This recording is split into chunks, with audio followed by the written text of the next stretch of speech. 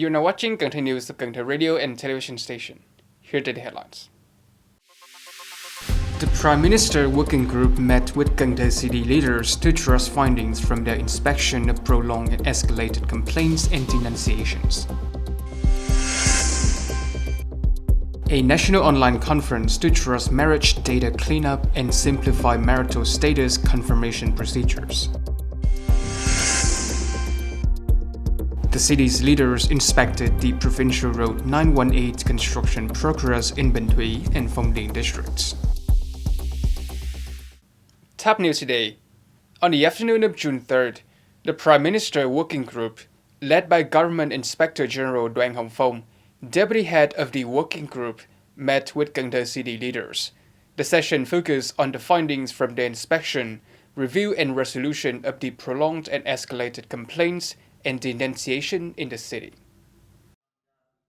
During the meeting, Chairman of Cần Thơ City People's Committee Chương presented a report on the city's efforts to inspect and resolve prolonged complaints and denunciations that have escalated to the central level. The report highlighted achievements and limitations, explaining the reasons behind unresolved cases. Cần Thơ currently has 2 such prolonged cases. The Standing Committee of the City Party Committee proposed disciplinary action if the individuals involved continue to defy the resolution results and escalate the matter further. After the session, Government Inspector General Đoàn Hồng Phong commended the efforts of Cần Thơ City. He urged the city to strengthen its advocacy to persuade the 2 parties involved in the prolonged cases to accept the city's lawful decisions, which were handled within their authorities and included social security support. He also stressed the importance of local leaders directly engaging with citizens and promptly resolving issues at the grassroots levels.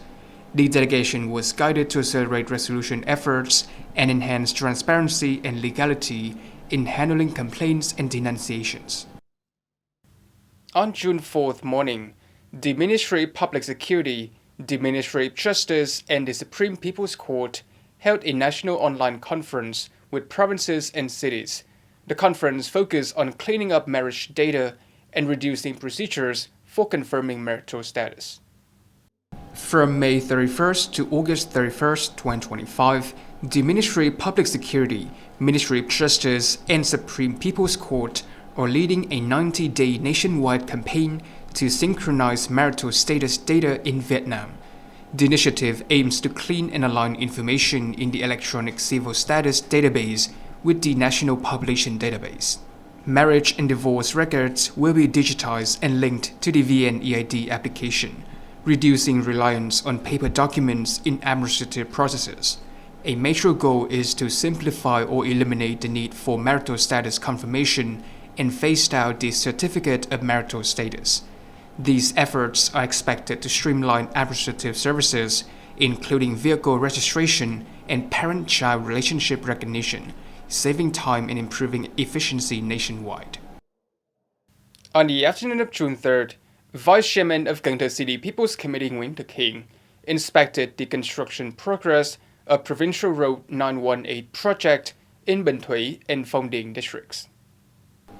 The Provincial Road 918 Phase 2 project, with an approval investment of over 877 billion Vietnamese dong and spanning 6.27 km through Bình Thủy and Phong Điền districts, is currently facing delays.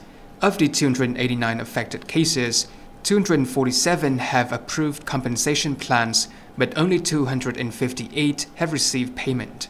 As a result, only 55% of the site has been handed over, and construction is further hampered by shortages of stones and sand. The investors has requested that city leaders direct localities to accelerate compensation, relocate technical infrastructure, and prioritize land acquisition at key locations. During an on-site inspection, city leaders urged relevant units to resolve obstacles, ensure timely compensation and resettlement, and instructed the investor and contractor to speed up construction to avoid further delays, aiming for project completion by the end of 2025. On June 3rd, Cần Thơ City People's Committee Chairman Chương directed officials to proactively propose plans and accelerate the completion of the administrative unit arrangement project. focusing on merger and consolidations. The meeting focused on plans to restructure the administrative apparatus following the merger of Cần Thơ City with Hậu Giang and Sóc Trăng provinces. Representatives from each locality discussed and largely reached a consensus on the new organizational structure. They also gathered data on officials relocating to Cần Thơ to plan for housing and transportation. However, some disagreement remained due to each locality's specific characteristics, particularly in internal structure. Chairman Chương urged departments to proactively finalize the project for submission to high authorities while maintaining social-economic leadership. He emphasized working without weekends to meet deadlines. For unresolved issues, Cần Thơ departments were instructed to report to the Department of Home Affairs and seek coordination with leaders of the three localities to reach a unified solution properly.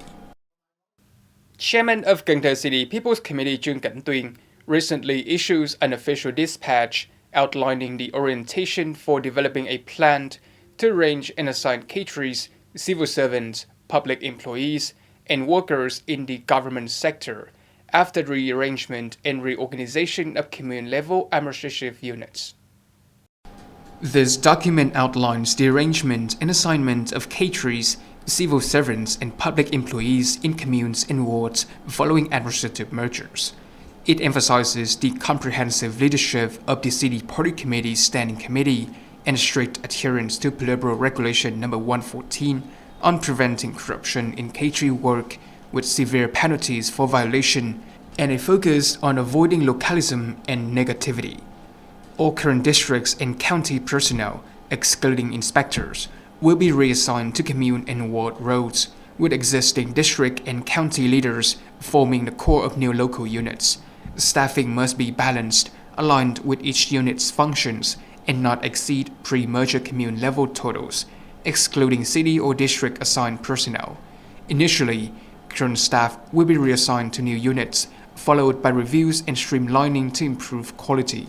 Within 5 years, staff numbers must conform to official regulations, supporting efficient restructuring and fulfilling administrative needs. Vice Chairman of Cần Thơ City People's Committee Chương has approved the city's social housing development plan, aiming to complete at least 4,100 units by 2025 and 5,000 more by 2030.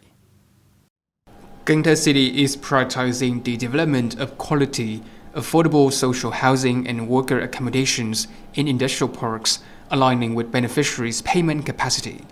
The city is encouraging private sector participation to meet housing needs and support low-income, disadvantaged, and social policy beneficiaries.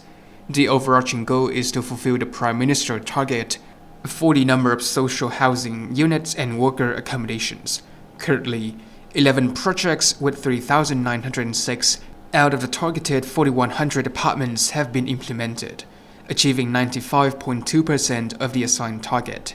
Additionally, 18 more projects are in the investment preparation stage, planned for the periods up to 2025 and from 2026 to 2030.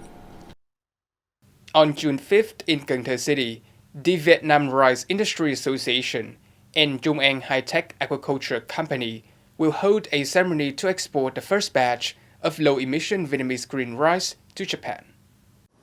The newly launched low-emission green Vietnamese rice brand has officially entered the export market. This marks an early success for the 1 million hectare project, which aims to promote sustainable, high-quality and low-emission rice cultivation in the Mekong Delta by 2030. Developed by VetRacer with support from the Ministry of Agriculture and international partners like IRI, SNV, and the World Bank, the brand aligns with green growth goals. To earn certification, enterprises and cooperatives must ensure transparency of origin, rice variety, crop season, and comply with technical processes outlined in Decision No. 145 by the Ministry. VetRacer issued regulations for brand use on April 16 of 2025.